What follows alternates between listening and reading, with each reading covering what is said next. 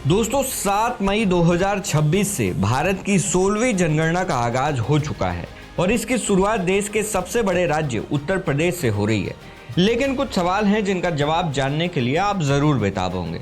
आइए आपको बताते हैं कि ये जनगणना कैसे होगी, सरकार ने इसके लिए कितनी तैयारी की है, आपसे कौन कौन से सवाल पूछे जाएंगे और आपको क्या करना होगा, आपको कौन से कागज दिखाने होंगे। दोस्तों सरकार ने इसे 2 चरणों में बांट दिया है। पहला चरण 7 मई से शुरू होकर 21 मई तक चलेगा, जिसे सेल्फ एन्यूमरेशन या स्वगणना कहा जा रहा है। इस दौरान आप खुद अपनी और अपने परिवार की जानकारी ऑनलाइन पोर्टल पर जाकर भर सकते हैं। पोर्टल पर आपसे 33 या 34 कठिन सवाल पूछे जाएंगे। जैसे ही आप ऑनलाइन जानकारी भरेंगे, आपको 11 अंकों का एक स्पेशल आईडी मिलेगा, जिसे SEID कहा जा रहा है। इसे संभाल कर रखना उतना ही जरूरी है जितना कि आपका आधार कार्ड। ऐसा इसलिए क्योंकि जब 22 मई से 20 जून के बीच जनगणना कर्मी आपके घर आएंगे तो आपको उन्हें कोई कागज दिखाने की जरूरत नहीं है और ना ही कोई लंबे चौड़े सवालों के जवाब देने होंगे।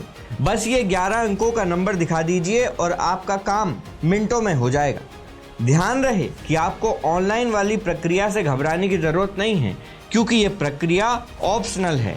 यानी कि अगर आप ऑनलाइन अपना फॉर्म नहीं भरना चाहते तो कोई बात नहीं, जब जनगणना कर्मी आपके घर आएंगे तो आप उन्हें डायरेक्ट भी जानकारी दे सकते हैं। दोस्तों इस बार की जनगणना में एक बहुत बड़ी और ऐतिहासिक बात भी जुड़ी है और वो है जातिगत जनगणना।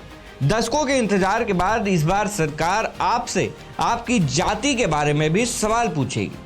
अब बात करते हैं उन सवालों की जिन्हें सुनकर शायद आप हैरान रह जाएंगे। दोस्तों इस बार आपसे सिर्फ नाम और उम्र नहीं पूछी जाएगी, बल्कि जनगणना के दौरान आपसे कुल 34 मुख्य सवाल या कठिन सवाल पूछे जाएंगे। अब देखिए इन सवालों की लिस्ट कितनी दिलचस्प है। आपसे पूछा जाएगा कि आपके घर में पीने के पानी का मुख्य जरिया क्या है, क्या आप इंटरनेट इस्तेमाल करते हैं, आपके घर में शौचालय है या नहीं। यहाँ तक कि सरकार ये भी जानना चाहती है कि आपके घर में मुख्य रूप से कौन सा अनाज खाया जाता है। आपके पास कार है, आपके पास बाइक है, क्या घर में आपके पास लैपटॉप है या रेडियो है। दोस्तों ये सब इसलिए पूछा जा रहा है ताकि सरकार को ये पता चल सके कि उत्तर प्रदेश का आम नागरिक असल में किस स्तर का जीवन जी रहा है। मौके पर अफरा तफरी न मचे और काम सुचारू रूप से चलता रहे, इसके लिए उत्तर प्रदेश सरकार ने अपनी सबसे बड़ी फौज मैदान में उतार दी है। आपको जानकर हैरानी होगी कि उत्तर प्रदेश के हर कोने में लगभग 5 लाख कर्मियों को इस काम में लगाया गया है। इनमें सबसे ज़्यादा संख्या हमारे प्राथमिक और उच्च प्राथमिक स्कूलों के शिक्षकों की है। जरा सोचिए कि उत्तर प्रदेश के लाखों शिक्षक आज से अपनी कक्षाओं को छोड़कर आपके भविष्य की गणना के लिए गलियों और मोहल्लों में तैनात हैं। इसके अलावा इनके साथ लेखपाल, आंगनबाड़ी कार्यकर्ता और नगर निगम के कर्मचारी भी कंधे से कंधा मिलाकर काम करेंगे।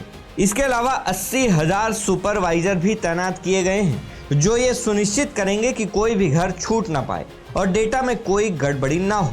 अब दोस्तों जहां इतनी बड़ी प्रक्रिया होती है वहां सावधान रहना भी बहुत जरूरी है।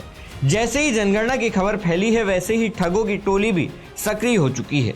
आप सोच भी नहीं सकते कि कैसे आपके एक छोटे से लालच का फायदा उठाकर साइबर अपराधी आपके बैंक खाते साफ कर सकते हैं।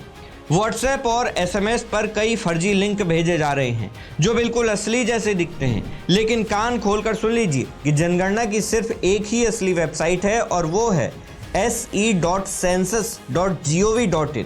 इसके अलावा आप किसी भी वेबसाइट पर अपनी जानकारी न डालें। दोस्तों इसके अलावा एक और बहुत बड़ी बात जो आपको याद रखनी है वो है कि ये जनगणना अधिकारी आपसे कभी भी आपका OTP या बैंक खाते की डिटेल नहीं मांगेंगे।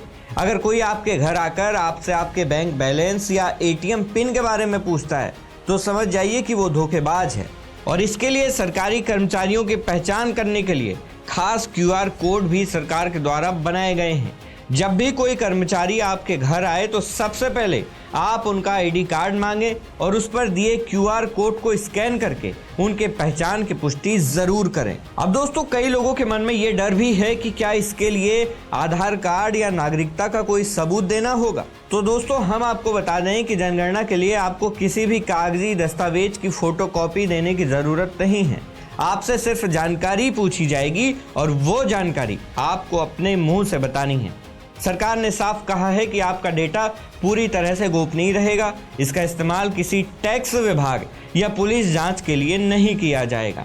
यानी कि अगर आप बताते हैं कि आपके पास 4 गाड़ियां हैं, इतने फ़ोन हैं, इतने लैपटॉप हैं, तो चिंता मत कीजिए, इनकम टैक्स विभाग आपके घर तक नहीं पहुंचेगा। दोस्तों, अगर आप पढ़े लिखे हैं और तकनीक को समझते हैं तो हमारी सलाह यही है कि आप 21 मई से पहले स्वगणना का विकल्प चुनें। इससे आपका समय भी बचेगा और सरकारी कर्मचारियों का काम भी आसान हो जाएगा।